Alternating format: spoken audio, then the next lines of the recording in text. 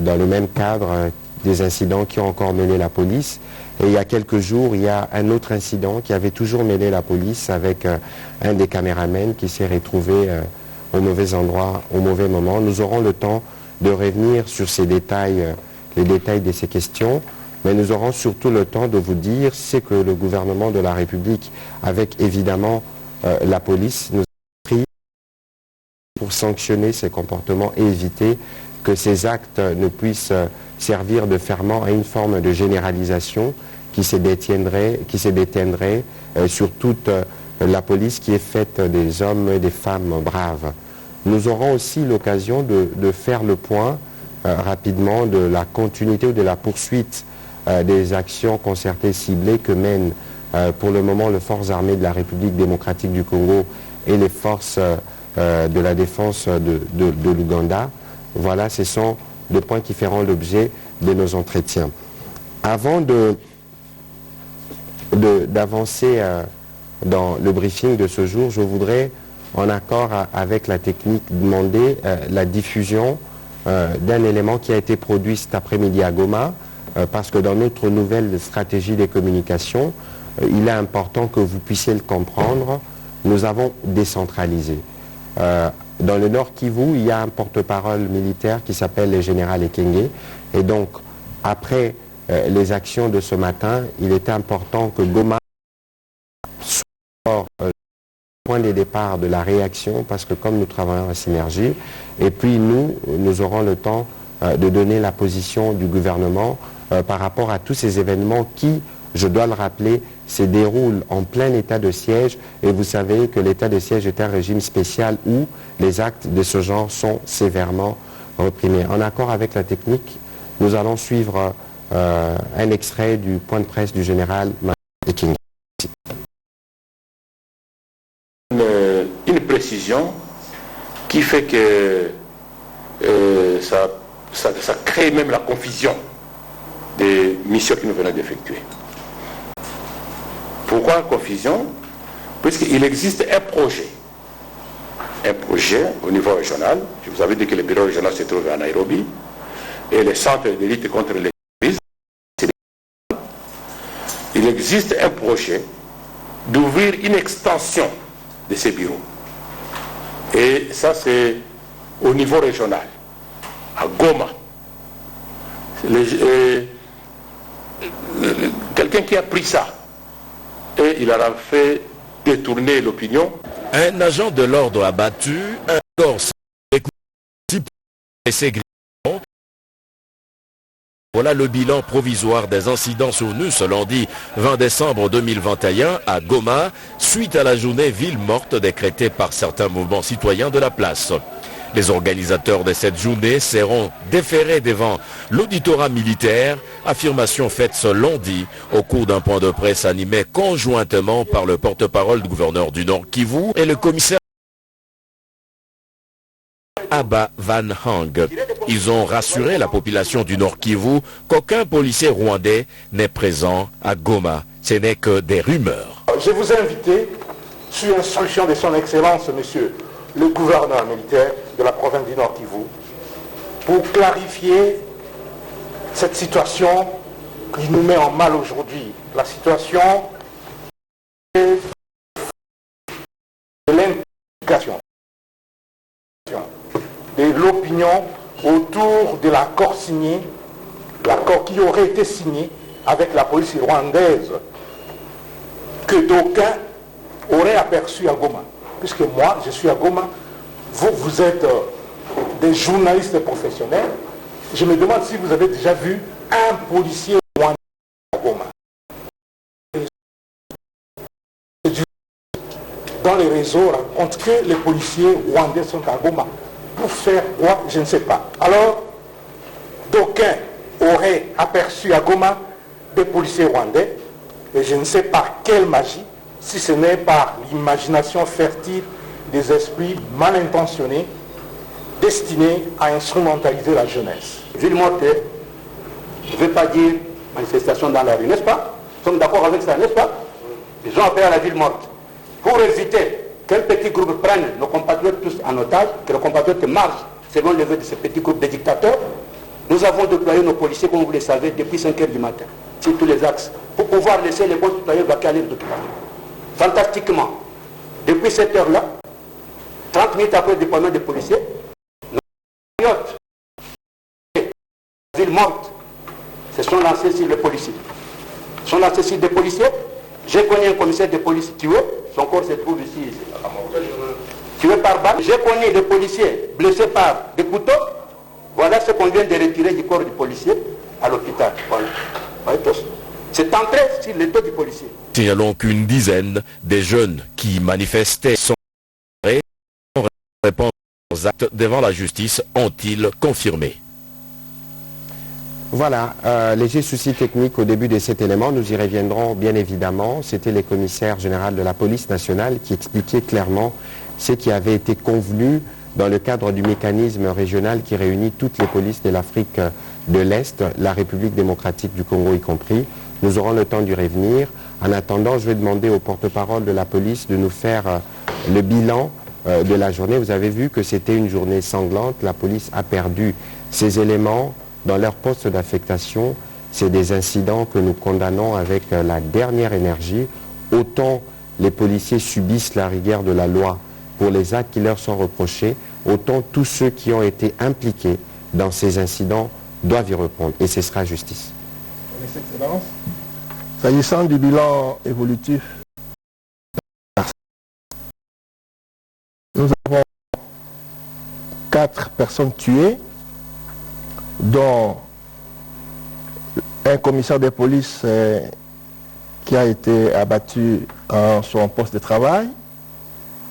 Il s'appelle le commissaire de police Ngapasi Munyamanzi Baudouin. Il était commandant sous SIAT, sous commissariat Rukoko, du commissariat Munigi, du commissariat territorial Niragogo. La deuxième personne à être tuée, c'est un motard qui a été tué après les après-midi, je crois, et un bébé, et puis un monsieur non encore identifié. Ce sont les personnes tuées, donc 4 au total.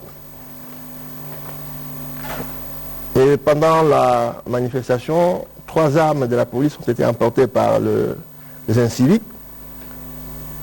Ce sont des armes AK. Là, une première arme AK a été au a été tué le commandant Baudouin. Des autres armes ont été ravies auprès des polices que nous avons toujours dit appelées autrement police de police, que nous avons rebaptisé les polices honneur et morale. Il y a 17 blessés au total, 5 policiers, dont un par balle au niveau des fesses, 4 autres par arme blanche. Tous internés à l'hôpital de la police nationale congolaise au camp Munzenze. Il y a 12 civils blessés qui sont tous internés à l'hôpital CBK Ndosho. Et nous avons interpellé 11 personnes. Voilà, Excellence, les bilans évolutifs partiels pour la journée d'aujourd'hui. Merci, amis. On pourra les redistribuer pour que vous soyez au courant de ce qui s'est passé aujourd'hui. Je veux passer la parole au général Major Kassonga pour le camp de l'armée pour qu'il nous replace un peu le contexte et ce que l'état de siège suppose. Parce que pendant l'état de siège, vous avez suivi qu'il y avait l'ordonnance qu'il proclamait, mais vous avez aussi suivi l'ordonnance portant mesures d'application période d'état de l'avion distribué dans la salle. Je voudrais que les généraux puissent nous faire un rappel et qu'ils nous expliquent les conséquences qu'il y a lorsque on n'obéit pas à ce que prévoient ces directives. Merci, Excellence. Il y a l'ordonnance 21-015 du 3 mai portant proclamation de l'état des sièges, tout le monde le sait. Cette ordonnance institue l'état des sièges sur une partie de la République démocratique du Congo, notamment dans la province de l'Ituri et dans la province du Nord Kivu. Mais ce qui est essentiel à retenir, c'est l'ordonnance 21-016 du 3 mai, à la même date, donc pourtant mesure d'application. Et ces mesures d'application sont en fait ce qui doit se passer quand un monsieur, un citoyen, dans son comportement, dans ses attitudes, dans les actions qu'il va poser, va aller dans le sens de ne pas permettre que la sécurité soit produite du fait de l'application des mesures énumérées dans l'ordonnance portant institution de l'état des sièges. À l'exemple, à l'article 4, alinéa 5,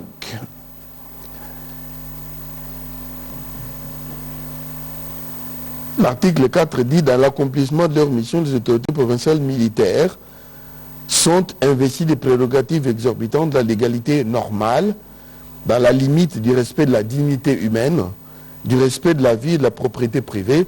Et ils ont notamment le pouvoir de notamment rechercher, ordonner la remise des armes et des munitions, interdire les publications et les réunions qu'elles jugent de nature à exciter ou à porter atteinte à l'ordre public. Interdire la circulation des personnes des véhicules dans les lieux et heures qu'elles fixent.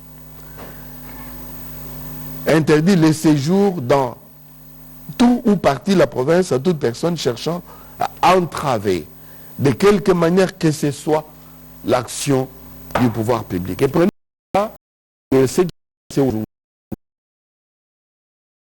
est fait par le mouvement citoyen, notamment la Lucha, notamment Véranda Muchanga, dont on connaît la nature d'activité, qui ont informé l'opinion de la tenue ou de l'observation ce jour de la journée ville morte.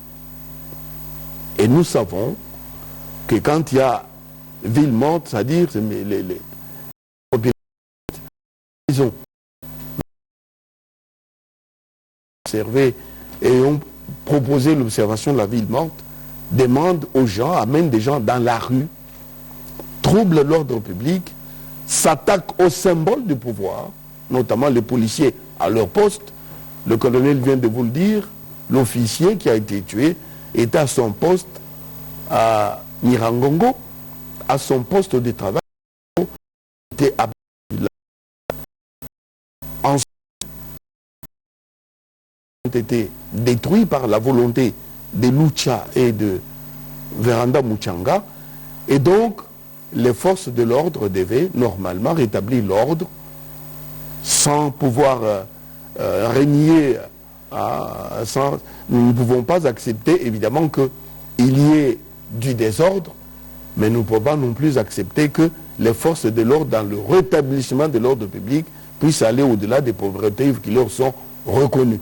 Mais un cas est là, le commissaire a été tué à son poste, d'autres policiers qui étaient là pour imposer que les gens suivent l'ordre, observent l'ordre public et laissent passer ceux qui voulaient bien passer, ils se sont attaqués à ces gens, ils ont ravi les armes aux policiers, ils ont utilisé des objets contondants et des pierres pour lapider la police qui rétablissait l'ordre et assurer la circulation libre.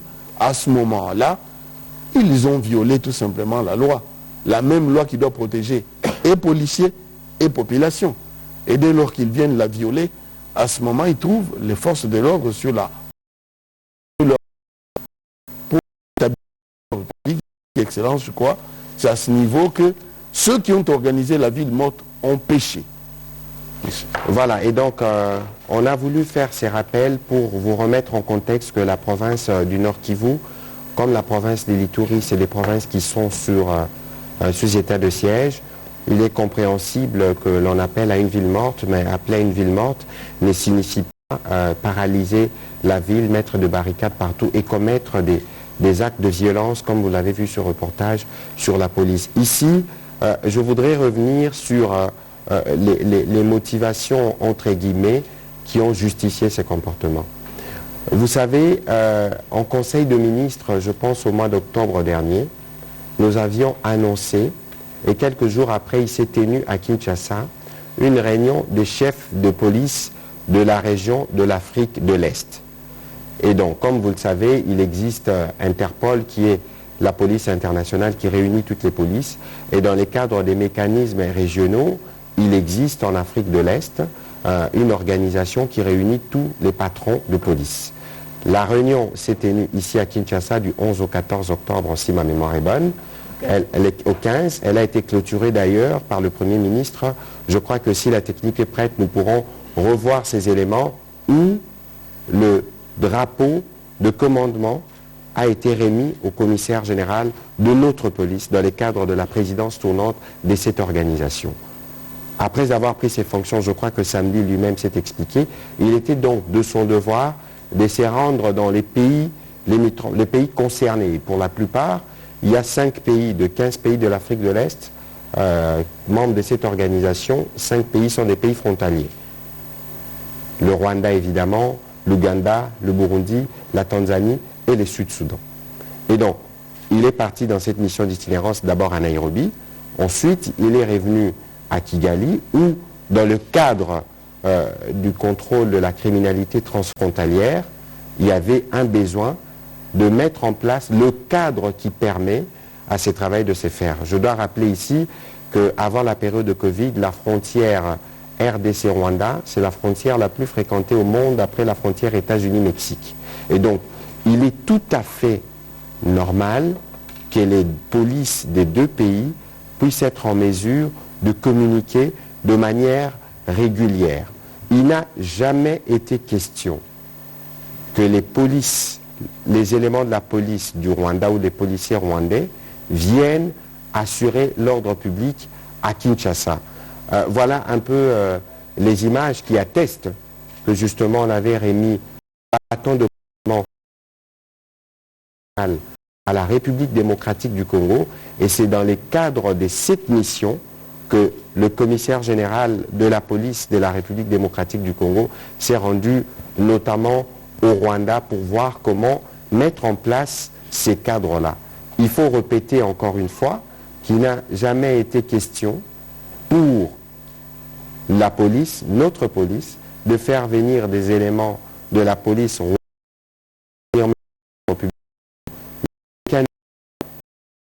qu'il est arrivé que tout ce qui s'est passé procède de la manipulation et de la volonté délibérée de nuire à cet effort collectif que nous devons mettre en place pour lutter contre le terrorisme et les crimes transfrontaliers. Je vais me faire compléter par le porte-parole de la police qui va donner un peu plus d'éléments à ces propos avant que nous puissions enregistrer vos questions.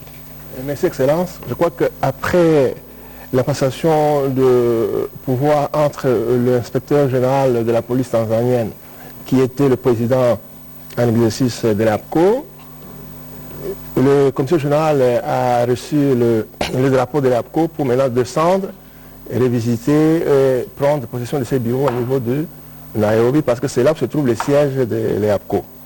C'est alors qu'il va descendre. À son arrivée, il va pour la première fois rencontrer pas pour la première fois, excusez-moi, il va rencontrer le secrétaire exécutif de l'APCO ainsi que le membre du secrétariat technique de l'APCO de différents pays. Il va donner le planning, les orientations en rapport avec l'exécution de certains projets qui étaient en souffrance. Et après, il était dans l'obligation d'aller recevoir le bâtiment rénové et certains matériels volants comme des équipements informatiques du centre régional d'excellence de lutte contre le terrorisme qui est placé ou installé au niveau de Nairobi. Et maintenant, ce centre-là doit avoir des bureaux de liaison à travers les pays membres de cette organisation-là. Et donc, ce sont des extensions. Et qu'est-ce qu'il a fait après? Certainement qu'il a été invité par son collègue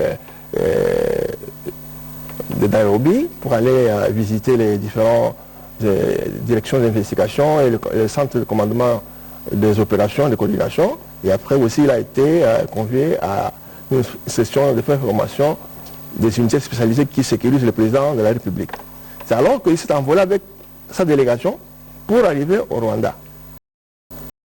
La mission, c'est faire le suivi des résolutions qui ont été prises au niveau de la 23e Assemblée générale de chefs de police de l'Afrique de l'Est.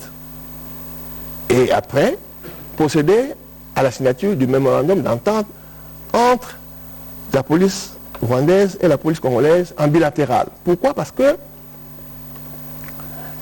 le long de notre frontière, comme l'avait dit son Excellence, nous avons des criminalités transfrontalières et transnationales organisées et le terrorisme. Et donc, nous devons en principe collaborer avec les deux polices le long de frontières. Ça signifie quoi? Il y a une procédure de remise de police à police. Ça signifie quoi? C'est que lorsque le criminel recherché a posé des actes de incrimination au niveau de la République du Congo et qu'il traverse de l'autre côté, auprès d'un pays voisin, nous n'en sommes pas habilités à le poursuivre là-bas. Mais avec les accords de police à police, avec le mémorandum d'entente, la police du pays voisin, nous nous signalons, n'est-ce pas, que voici tel monsieur avec telle morphologie, telle identité,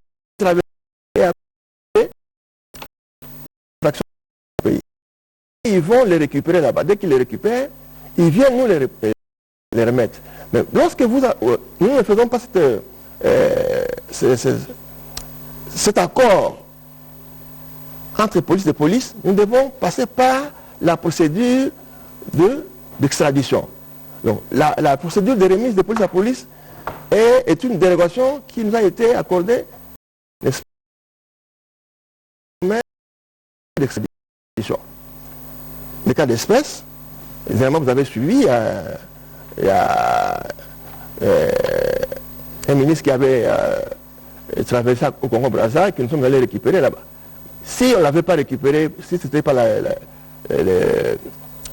procédure de remise de police à police, on aurait fait pratiquement plus de 2 ou 3 ans en train de suivre, n'est-ce pas, l'extradition. Donc, les criminels, après avoir commis des actes d'incrimination dans notre pays, et auraient trouvé refuge dans d'autres pays. Ça, c'est le premier avantage. Et comme l'avait dit M. le commissaire général, il dit, dernièrement, il y a eu l'assassinat de notre défunt regretté. Voilà. Et comment nous avions récupéré les criminels? Parce qu'il a trouvé refuge au Rwanda. Ils ne sont pas allés. On l'a pris et nous l'avons, ils ont ramené les messieurs ici chez nous. Aujourd'hui, ils les comparaient chez nous ici. Donc c'est très avantageux de faire des mémorandums d'entente entre police et police et pour arrêter, n'est-ce pas, ceux qui trouvent refuge au Rwanda. Parce que qu'est-ce qui se passe? Beaucoup de criminels, quand ils ont commis des infractions, des incriminations au Congo, ils trouvent refuge dans les pays voisins. Comme vous n'avez pas la possibilité d'aller le suivre là-bas, ils vont se... Votre pays a un accord, n'est-ce pas, de police de police, de remise de police et de mémorandum d'entente.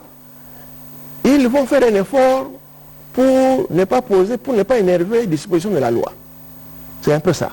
Alors, vous voyez aussi au niveau de la frontière. On prend de l'autre côté, mais s'il n'y a pas cette procédure d'entente, ce sera difficile. Alors, dans le cas d'espèce, il n'a pas été question que la police rwandaise vienne chez nous. Pour faire quoi? Pour faire quoi, concrètement? Pour venir sécuriser les populations qui sont chez nous? Non. C'est cette entente-là, de remise de police à police.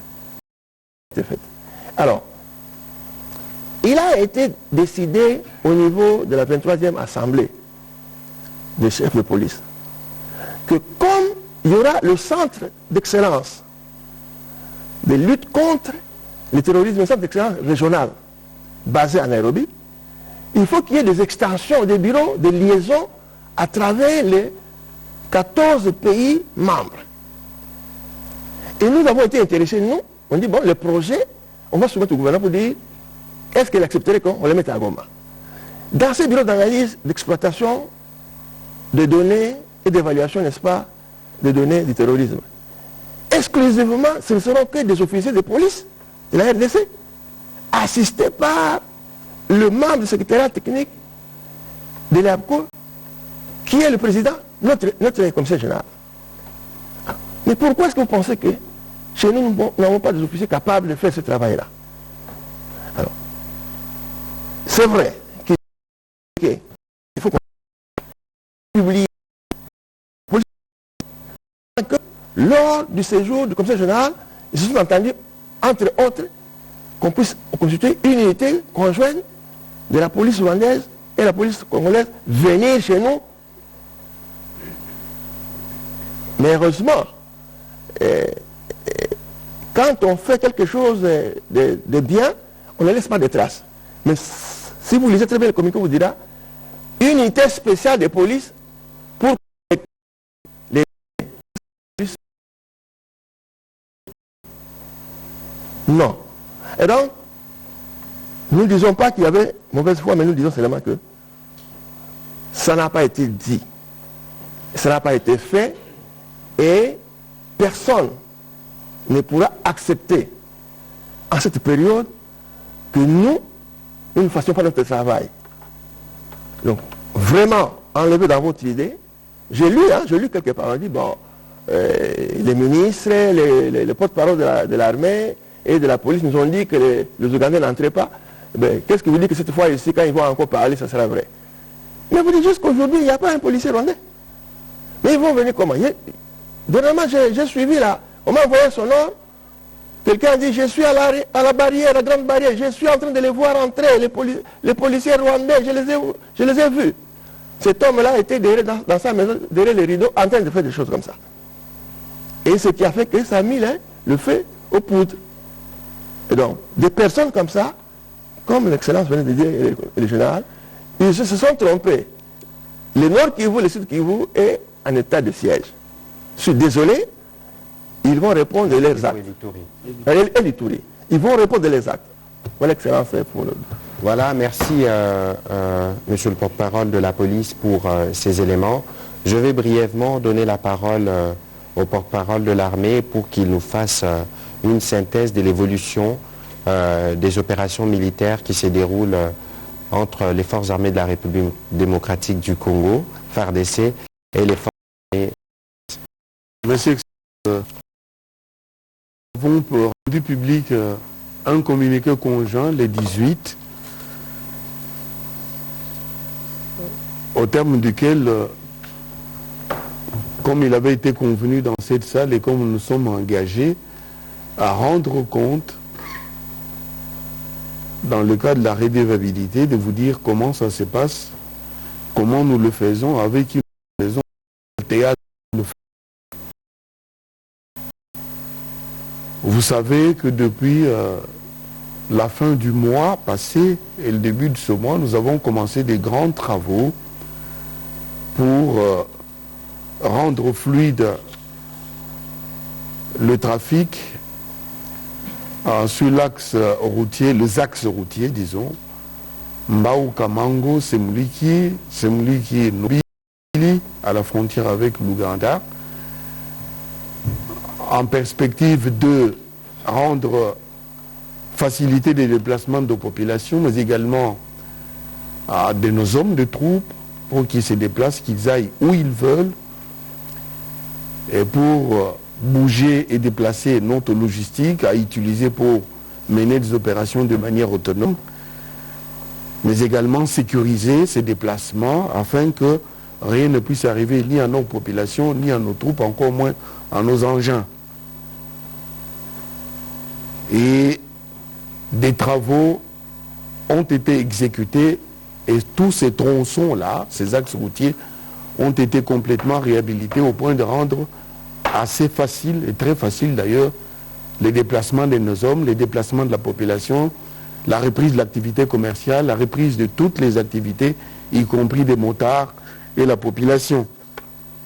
Et en première quinzaine de ce mois, nous avons procédé conjointement à des bombardements de cibles bien précis, de plein précision, à des endroits bien de bivouac identifiés, localisés, notamment les Kambiadjoua, autour de ces campements-là. Il y avait Tondoli et Kainama, dans les territoires de Béni, que nous avons totalement nettoyé. En Ituri, nous avons détruit des bivouacs ennemis à ce qu'ils ont baptisé Madina 3. En fait, Madina, c'est en fait un nom d'emprunt qu'ils ont pris. Après qu'on ait détruit Madina à Béni et New Madina toujours à Béni, ils ont, en arrivant à Biakato, au-delà de, dans l'Ituri, ils ont baptisé un autre endroit, Madina 3. Et Bantonga, Kitumba, Mulangu et Nyapanga, nous avons nettoyé ces bivouacs. Nous avons capturé 35 ADF et dans les territoires d'Irumu. Et nous avons fait ce travail également à Makeke, à Makumba et Makumo, sur l'axe Makeke-Biakato, évidemment, sur la nationale numéro 4. Pendant que nous faisions ces opérations avec succès, nous avons lancé un appel à notre population conjointement, troupes ougandaises, les unités engagées et troupes congolaises. Nous avons lancé un appel en direction de notre population pour lui demander de nous soutenir, de dénoncer l'ennemi là où il est pour réduire sa manœuvre de mouvement, de manière à l'affaiblir davantage, parce que nous avons l'ascendance avérée sur l'ennemi, ce qui nous permet d'évoluer sans beaucoup de difficultés. Et toutes ces opérations ont eu pour effet de nous permettre d'évoluer et d'aller vers les objectifs que nous ne pouvons pas vous citer, mais nous allons vers ces objectifs méthodiquement, de manière professionnelle, afin que d'ici là, nous puissions vous dire, dans tel secteur, nous avons nettoyé tel autre bivouac ou avons capturé tel autre objectif militaire, et ça s'est passé de manière prévue, conformément à la planification. Pendant qu'on est en train de faire ce travail, nous avons arrêté un collaborateur à Béni, aujourd'hui, M. Kamale Kaobula, président de la société civile de Mao. Il est président de la société civile dans les territoires de Béni, mais il est collaborateur, c'est lui qui voit passer les troupes, c'est lui qui observe tout le mouvement et informe l'ADF. En Ituri, en ce moment, nous sommes en train de procéder à la fouille au village Sokotano, à plus ou moins 25 km de Komanda. Pourquoi nous procédons à la fouille dans ces territoires? Tout simplement parce que l'ennemi, très affaibli après les bombardements, très affaibli après l'exploitation du terrain, est en train de fuir dans tous les sens. Alors nous sommes en train de faire la fouille pour le recueillir, le prendre et le neutraliser afin de davantage sécuriser la population. Je vais m'arrêter parce que pour pouvoir permettre à nos militaires d'évoluer en sécurité, parce que ce n'est pas ici les lieux de dire à nos partenaires ce que nous comptons faire demain, mais nous vous disons, la fouille continue, nous avons bombardé des positions bien précises et nous sommes en train de fouiller dans ces positions-là pour pouvoir recueillir tous les éléments que demain, après-demain, nous viendrons mettre à votre disposition, que vous sachiez comment nous travaillons, quels sont les résultats que nous avons obtenus après l'exploitation, c'est-à-dire après la fouille et le ratissage dans les zones bombardées. Merci. Voilà, merci monsieur le porte-parole de l'armée pour nous avoir donné toutes ces indications. Il nous reste 15 minutes. Je crois que nous pourrons aujourd'hui avoir une question par personne. Vous avez compris la particularité du briefing de ce jour. On va commencer par Innocent Olenga.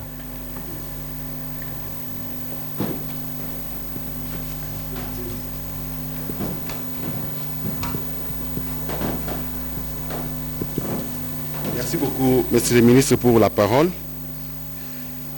Pour ce qui est arrivé à Goma, nous compatissons beaucoup pour les familles qui ont perdu leur vie et souhaitons que leur âme repose un peu. Mais je voudrais poser ma question au porte-parole de la police, le colonel Mwanamputu. C'est notamment au sujet de ce qui est arrivé à Kinshasa, la semaine du 13 au 19. Nous avons connu 4 bavures sérieuses de la police. Le décès de notre confrère, caméraman de Antenne A, le décès du jeune homme pour une histoire de véhicules volés, l'humiliation du gouverneur du Congo central, et enfin, ce qui est arrivé au ministre d'État des infrastructures. Et tout ça, c'est sur les dos de la police. Mon colonel, pour la réforme de la police nationale, ses partenaires de la RDC ont été impliqués.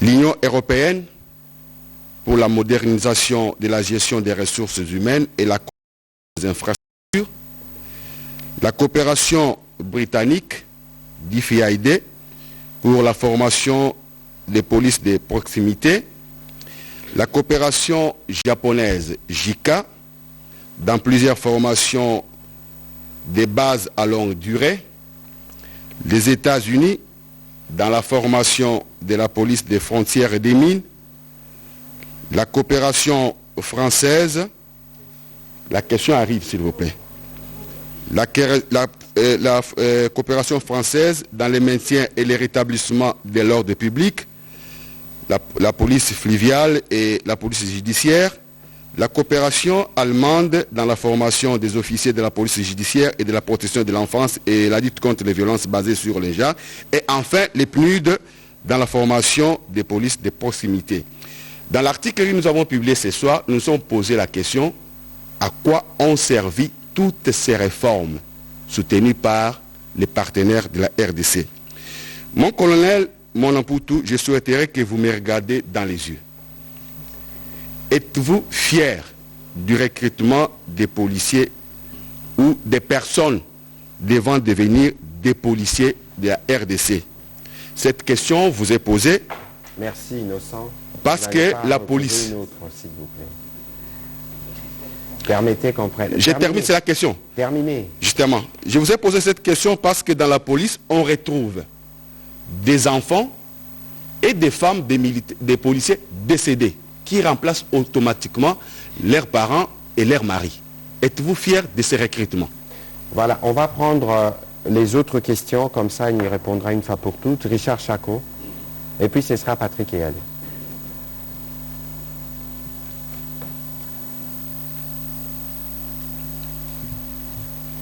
On ne va pas aller long. Soyons droit au but, s'il vous plaît. Merci. Merci beaucoup, monsieur le ministre.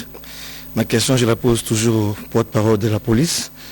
Mon colonel, au-delà de ce que Innocent vient de dire, je voudrais savoir, vous expliquer comment la police procède s'il faut aller arrêter quelqu'un ou interpeller quelqu'un s'il y a un mandat d'arrêt.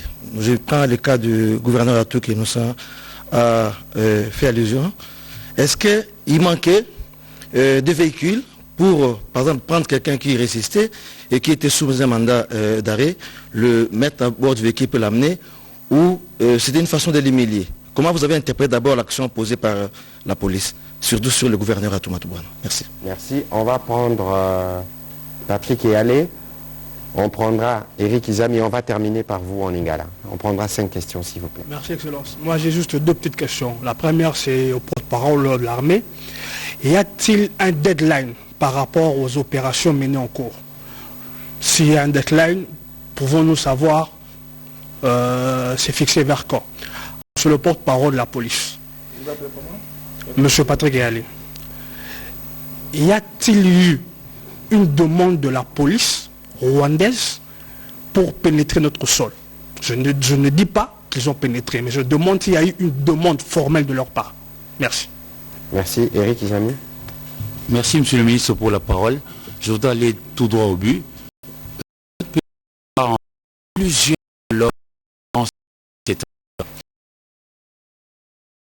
souvent, on dit à la police, notamment, de ne pas utiliser les munitions létales qui tuent. Alors, je voudrais savoir, Quand est-ce que nous passons véritablement à des opérations de maintien de l'ordre? Parce que je plaide ici le cas de mon frère, de mon confrère, Jean-Marie Lozingo, avec lequel je parle la maison, nos cœurs, à l'utilisation de ces munitions-là en caoutchouc, par exemple. Et puis, j'ai un souhait à émettre. C'est au monsieur le ministre que je le dis, porte-parole du gouvernement, monsieur le ministre Patrick Mouya Katembwe. Pourquoi ne pas retirer carrément l'arme aux policiers et leur donner, par exemple, le matraque, je ne sais pas, un autre élément, et laisser les armes de l'arme. Merci. On va prendre la dernière question en lingala et puis on pourra répondre. Merci, Son Excellence. Question Nangaï, s'adresser Fabrice Yembo. Fabrice Yembo. Na colonel Mwanamputu. Intention nini oyo la police ya Rwanda basala qui communique. Et kati ya République démocratique du Congo oyo bande ko na biso babungisi bomoi. Deuxième question ezali, est-ce que vous allez maîtriser les policiers na biso ya Congo qui no kokende ko beta ministre na ba député Masasi pambate tous allez sur place tout monde qui ndenge ni ba imboka bazokaki petit suko kwana bazali toujours en danger mesure ni bozui. Merci. Voilà. Merci toutes ces police de choses. La première chose que je tiens à rappeler, c'est d'abord la bravoure de nos policiers et de nos militaires. Au-delà de tout, ce sont des hommes et des femmes qui se sacrifient pour notre sécurité. Première chose. Deuxième chose, pour tous les incidents que vous avez mentionnés, des actions disciplinaires ont été engagées. Vous avez suivi.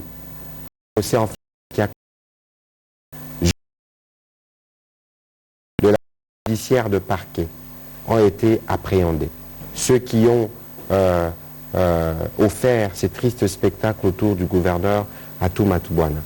Je vous informe aussi que ceux qui ont, et je l'ai annoncé hier dans la soirée, que le commissaire responsable du groupe des génies, du groupe Ouest de la police, qui a été à la base des incidents hier, a aussi été interpellé.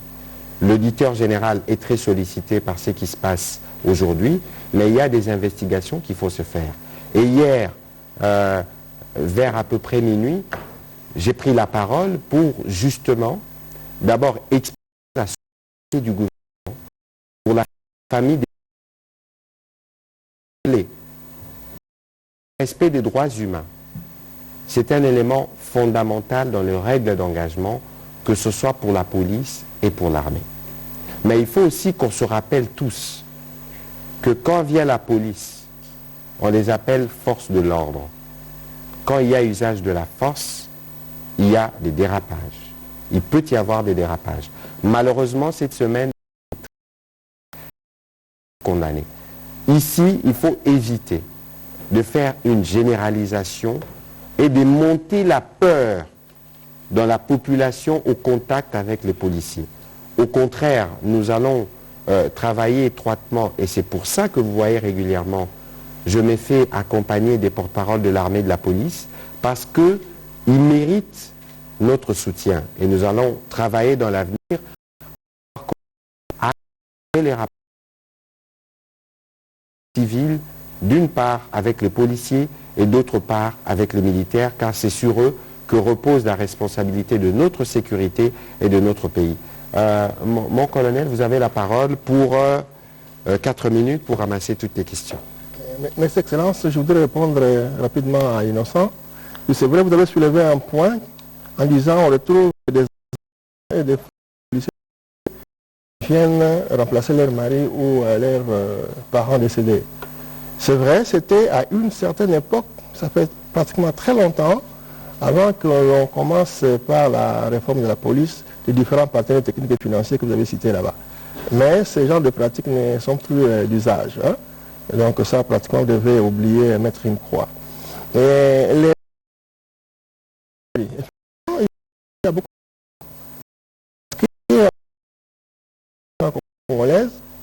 c'était des polices militarisées qui venaient de différentes fractions militaires. Et qu'on devait pratiquement commencer par leur donner la formation, leur inculquer, n'est-ce pas, la profession de la police. Et aujourd'hui, vous avez des écoles de police. Et si vous voyez dans la nouvelle loi portant de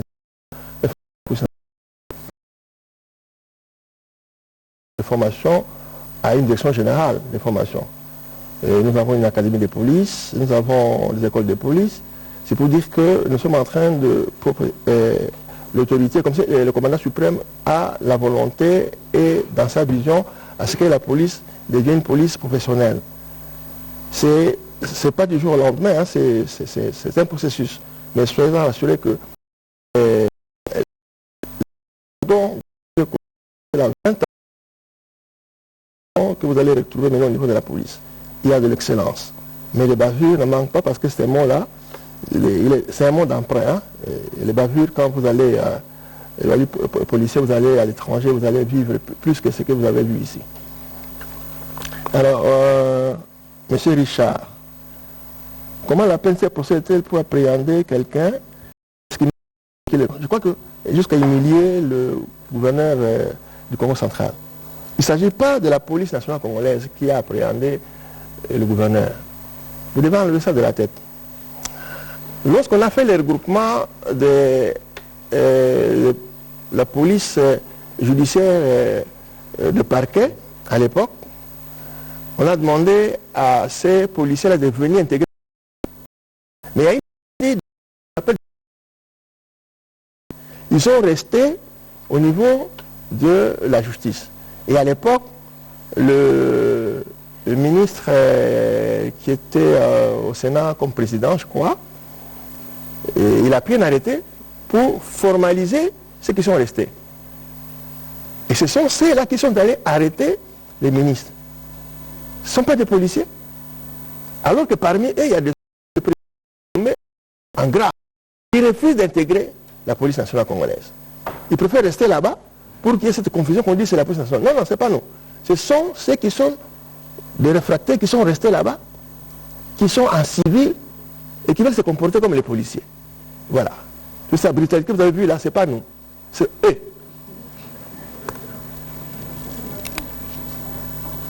Alors,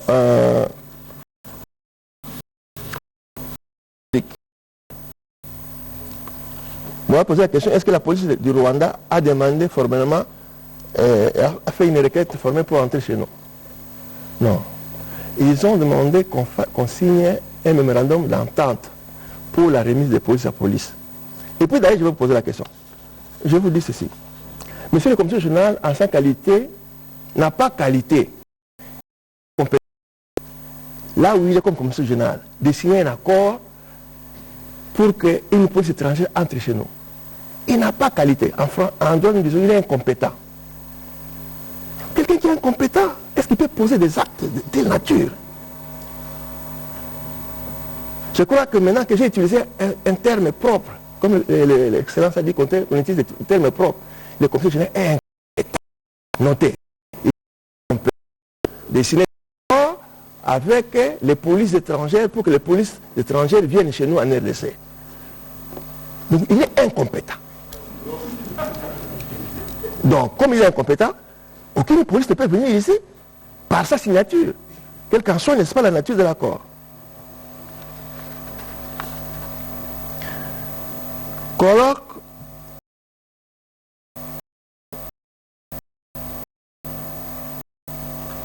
vous voulez qu'on nous arrache les armes. Arracher les armes, vous avez demandé à son excellence d'influencer pour qu'on nous arrache les armes, qu'on nous laisse les matraques. Très bien. Et qu'on donne les armes à l'armée. L'armée, c'est pour l'intégrité du territoire, nous, c'est pour vous sécuriser. Je vous donne un casus. La nuit, à 1h du matin, des bandits armés entrent chez vous. Vous appelez l'armée ou la police. Vous allez appeler la police. Alors la police vient avec les matraques. Il oppose les matraques comme ça aux hommes armés. C'est ce que vous voulez? Non. Chez nous, la territoriale, il y a des groupes mobiles d'intervention pour traquer ces gens-là qui ont des armes. Lorsqu'on aura perforé, les plombs va perforer leur peau, ils sauront que ce n'est pas facile de venir ôter la vie des paisibles citoyens. C'est comme ça que nous avons les armes. Donc il y a les groupes mobiles d'intervention qui sont là pour chercher à insécuriser les bandits à main armée. Mais quand on prenait l'appel au secours, non, on ne vient pas avec les matraques. C'est quand on les aura maîtrisés, c'est alors qu'on peut les menotter. Avant de les menotter, ils sont à couvert, non, j'ai à couvert. Donc on évolue. Si tu ne sais pas la tactique, tu vas enlever les habits, tu vas fouiller. Parce que lui là, c'est un militaire formé, un policier formé qui tire sur toi. Tu ne lui opposeras pas la Bible, il va soutenir la matrice.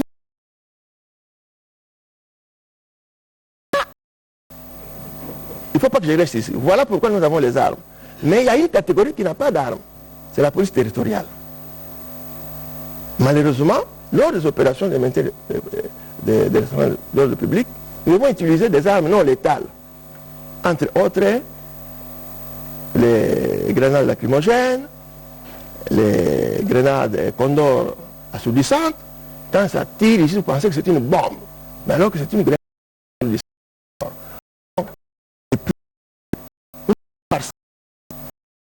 Parce que ça discipline tout d'abord. Oui, vous avez raison, excellence. Il a bien compris. Fabrice, à Lingala. Police, ya Rwanda, na communiqué pour une bazaki na makanisi wana, mutema nini wana. Tango nzambe asalaki mokili, asalaki lola na lifelo. Alaki bato mutema mabe bokene wapi na lifelo. Bato malo bokene wapi bana nzambe. Il y a toujours un comportement, deux comportements d'un homme. Alors je vous retourne la question. Vous avez compris. Mouté ma bé, bien que tu éviter. Mais nous avons ça qui fait le nom, la lola.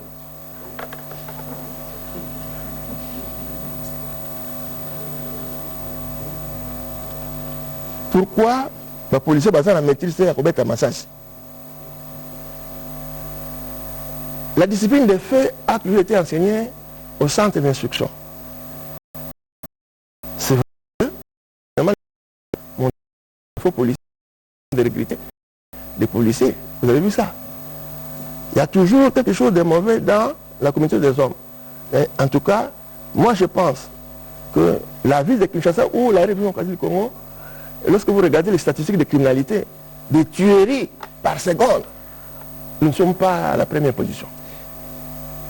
Voilà, on va donner la parole une minute au porte-parole de l'armée pour répondre aux préoccupations qui lui sont destinées et puis on va clôturer pour le jour.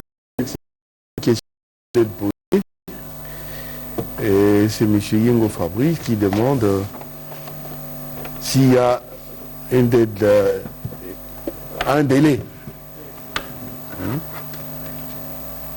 pour les opérations avec l'UPADF. C'est cela. Oui. Les opérations militaires sont planifiées de manière à atteindre un objectif qui est celui de faire chercher la paix. Vaincre l'ennemi, les détruire et produire la paix. Alors si je vous dis aujourd'hui, nous avons planifié une opération pour 20 jours et que dans les 20 jours nous n'avons pas les résultats, demain quand je viendrai ici avec le ministre pour rendre compte, vous direz, vous aviez déclaré 20 jours, vous n'avez pas atteint les résultats, vous n'avez pas produit les résultats qu'on attendait, donc vous nous avez menti. Parce qu'ici c'est facile de coller l'étiquette. Non. Nous, en tant que Congo, les forces armées de la République démocratique du Congo, nous avons mission constitutionnelle de produire la paix, quoi qu'il en coûte, sur l'ensemble du territoire national. Ce n'est pas parce qu'une force amie peut mener des opérations conjointes sur un espace bien réduit, sur un territoire, un endroit bien précis, que nous pouvons dire nous allons mener à l'arrêté d'un main. Le chef de l'État, commandant suprême, a bien parlé, il a dit, il a donné un délai, il a déterminé une période au cours de laquelle, non seulement le délai, mais aussi l'endroit sur lequel, l'état sur lequel tout cela va se dérouler. Et au terme de cela, ça va s'arrêter net.